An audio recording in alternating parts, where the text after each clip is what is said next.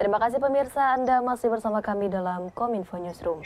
Pemirsa, membayar zakat merupakan salah satu kewajiban bagi umat muslim. Sebagai salah satu rukun Islam, zakat ditunaikan kepada mereka yang masuk kepada golongan asnaf. Diyakini dengan berzakat ini juga dapat menjadi pahala bagi diri sendiri dan juga banyak orang. Dengan berkembangnya zaman, umat muslim kini bisa menyalurkan zakat dalam berbagai cara dan dalam berbagai media. Kita akan membahasnya lebih lanjut hari ini bersama dengan Rizaluddin Kurniawan, pimpinan Basnas Republik Indonesia. Assalamualaikum Pak Rizal. Waalaikumsalam warahmatullahi wabarakatuh. Kabar sehat Pak hari ini Pak? Alhamdulillah sehat, alhamdulillah. Alhamdulillah. Pak Rizal, mengenai pembayaran zakat di bulan Ramadan, ini seiring berkembangnya teknologi, banyak umat muslim juga yang kian memilih membayar zakat melalui online. Mengapa kiranya untuk membayar zakat ini perlu dimodernisasi seperti ini, Pak Rizal? Ya, memang pengelolaan zakat ini perlu dimodernisasi dengan alasan pertama adalah menyangkut penghimpunan. Dengan adanya modernisasi menggunakan teknologi yang ada, maka penghimpunan zakat itu akan semakin jangkauannya lebih luas. Yang kedua, tentu dari sisi layanan. Dengan melakukan modernisasi, adaptasi teknologi, layanan akan semakin prima, semakin baik, dan tidak ada kendala dalam hal teknis ataupun juga interaksi. Nah, yang ketiga adalah dari sisi penyaluran. Dengan adanya modernisasi dan memanfaatkan teknologi, para muzaki bisa melihat secara langsung, men-tracing bagaimana penyaluran-penyaluran Basnas dan juga bisa melihat bagaimana laporan yang sudah dilakukan dari sisi penyaluran. Inilah kemudahan dalam mengakses, berbagi informasi, literasi, dan pelayanan yang menjadi alasan bahwa pengelolaan zakat ini perlu masuk ke modernisasi dengan memanfaatkan adaptasi teknologi. Baik, Basnas mempermudah masyarakat bagi yang ingin menunaikan zakat. Sejauh mana transparansi dana zakat bisa diakses oleh masyarakat agar masyarakat ini merasa aman bahwa dana yang diberikan atau zakat yang diberikan ini tepat sasaran dan juga aman seperti itu, Pak Rizal? Ya, Basnas membuat sebuah dokumen pedoman yang disebut dengan zakat core principle. Zakat core principle ini adalah salah satunya tentang transparansi. Nah, begitu juga dalam misi kita sebagai lembaga pemerintah non struktural, Basnas sangat menekan sekali bahwa seluruh amil zakat itu profesional dan juga akuntabel. Nah, dalam hal ini data-data Basnas itu bisa diakses dari sisi website, bahkan kita ini sudah diaudit oleh akuntan publik, bisa oleh masyarakat diakses secara penuh. Dan kami juga sudah compliance dengan peraturan Komisi Informasi Publik bahwa memang kami sudah memilah mana data yang itu bisa diakses publik dan mana data yang juga itu adalah data masih proses internal kita. Nah, inilah yang juga menjadi penilaian bagi Basnas sampai saat ini bahwa Basnas cukup terbuka untuk dilakukan akses bagi para muzaki ataupun masyarakat dalam melihat bagaimana transparansi Basnas yang dilakukan. Baik, masyarakat dapat melihat transparansi dari zakat yang diberikan kepada Basnas begitu ya Pak. Kemudian program apa saja yang disediakan oleh Basnas dalam menyalurkan zakat? Mungkinkah sekarang karena bulan Ramadan ada zakat fitrah, kemudian juga ada zakat mal, dan berapa besaran yang harus masyarakat bayarkan dan apakah hanya untuk umat muslim saja, Pak Rizal? Ya, program Basnas banyak sekali, tapi secara garis besar ada dua program, yaitu pertama adalah model pendistribusian. Program pendistribusian ini adalah program di mana untuk menutupi kebutuhan dasar fakir miskin. Setelah kebutuhan dasarnya terpenuhi, jangan sampai ada yang tidak makan, tidak berpakaian, tidak bisa minum, tempat tinggal, tidak bisa berobat, tidak bisa sekolah. Itu adalah kebutuhan-kebutuhan dasar yang harus dipenuhi dalam program-program Basnas. Setelah itu adalah ada intervensi program pemberdayaan ekonomi, di mana dana zakat itu bisa diproduktifkan oleh para mustahik atau penerima zakat. Contohnya untuk pemberdayaan kita punya program namanya Jet Chicken. Ada program kita membagikan gerobak berisi pengelolaan ayam, jualan ayam ya di pinggir jalan, dan itu sangat banyak sekali dan sangat efektif. Awalnya dari menerima bantuan senilai 17 jutaan, sekarang banyak yang menjadi para muzaki karena penghasilannya sebulan ada yang udah 4 juta, 6 juta gitu ya. Dan ada juga yang memang menjadi seorang munfik, berinfak gitu ya. Nah, itu salah satu program pemberdayaan. Nah, untuk zakat fitrah memang ini adalah program yang konsumsi langsung bagi para masyarakat miskin, dan besaran zakat fitrah ini di Bajnas disesuaikan dengan masing-masing daerah. Untuk zakat Jabodetabek, Bajnas menentukan harganya di 2,5 kilogram beras dengan senilai 45.000 begitu ya untuk zakat fitrah. Tapi ini berbeda di masing-masing daerah disesuaikan dengan harga konsumsi makanan pokok beras yang ada di daerah tersebut. Baik, bagaimana Basnas melihat masyarakat, semisal masyarakat A ini berhak menerima zakat yang diberikan, kemudian apakah dari masyarakat tersebut yang harus mengajukan, atau bagaimana Basnas melihat hal seperti ini, Pak Rizal?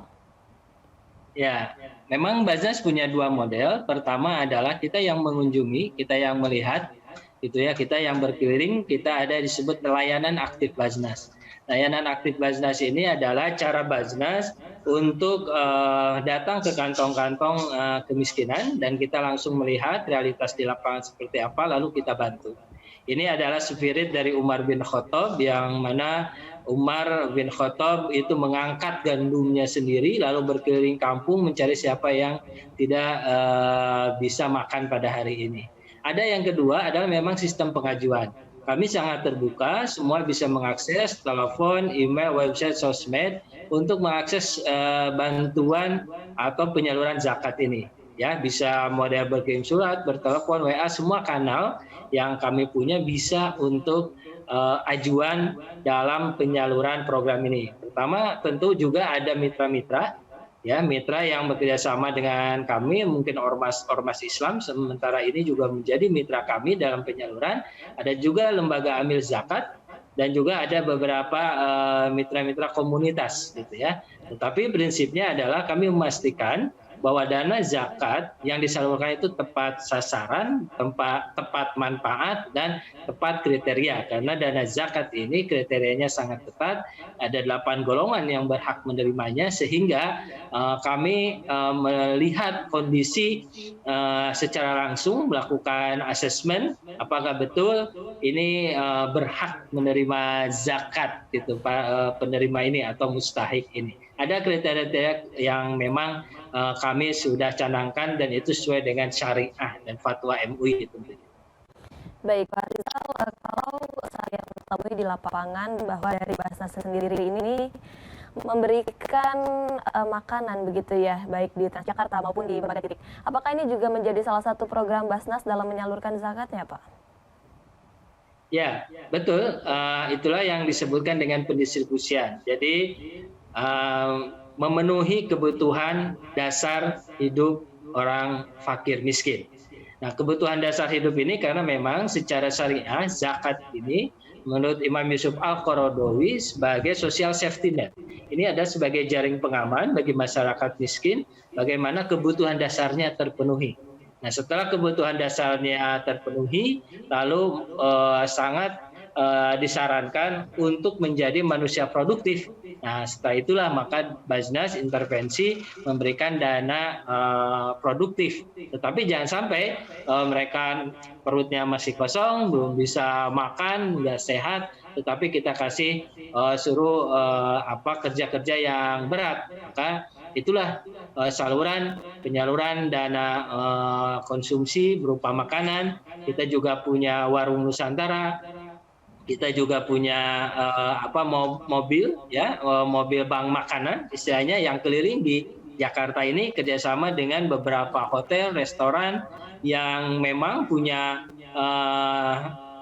makanan lebih dan kami menampungnya dan kami membagikan keliling di Jabodetabek. Baik, jangan sampai ada yang masih kelaparan ya begitu ya Pak. Diharapkan juga dapat distribusi ini menjadi rata. Kemudian apakah menurut Pak Rizal sistem zakat yang dibuat oleh Basnas ini sudah dapat disebut sebagai suatu sistem terpadu? Ya, memang Basnas sudah membuat sistem yang terpadu dari mulai perencanaan sampai ke pelaksanaan dan terakhir adalah pengendalian, monitoring dan evaluasi. Dalam sisi pelaksanaan memang kami melakukan basis perencanaan yang asesmen yang punya standar-standar sesuai dengan syariah dan regulasi. Lalu dalam pelaksanaannya kami memastikan bahwa itu tepat orang, tepat waktu, tepat sasaran dan tepat guna, dan terakhir adalah ada pengendalian sistem monitoring evaluasi. Nah, Basnas juga menggunakan teknologi untuk melakukan sistem keterpaduan ini. Kita punya yang disebut dengan SIMBA, Sistem Informasi Manajemen Basnas, bagaimana dari mulai sistem perencanaan sampai pelaksanaan sampai monitoring evaluasi terpantau dan terreport secara baik. Baik, menurut Pak Rizal, apakah pengelolaan zakat di Indonesia ini sudah maksimal dan kurang lebih seminggu menjelang Ramadan ini kira-kira sudah berapa banyak zakat yang diterima oleh Basnas dari masyarakat yang menyumbang seperti itu Pak? Ya, sampai di akhir menjelang Idul Fitri ini, khusus untuk Basnas Republik Indonesia sekarang sudah mencapai 85% dari target penghimpunan, dan biasanya memang jelang 3 hari ini adalah puncak transaksi zakat, infak, sedekah.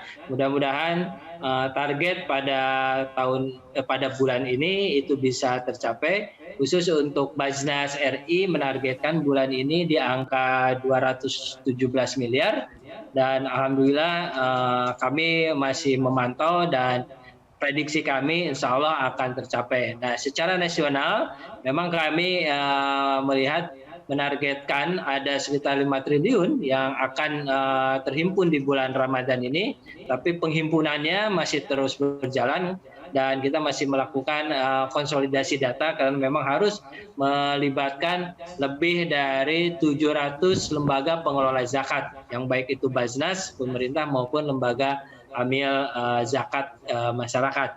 Tapi kalau khusus Basnas Republik Indonesia, itu datanya bisa dipantau harian, bahkan kami melakukan perubahan per 5 menit, dan sampai ini alhamdulillah terpantau optimis perolehan akan sesuai dengan target.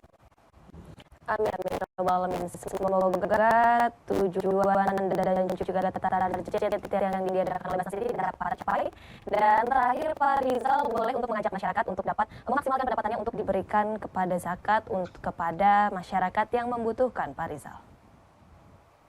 Ya, terima kasih. Kami dari Basnas Republik Indonesia mengajak kepada seluruh muzaki untuk menyalurkan zakat di lembaga resmi.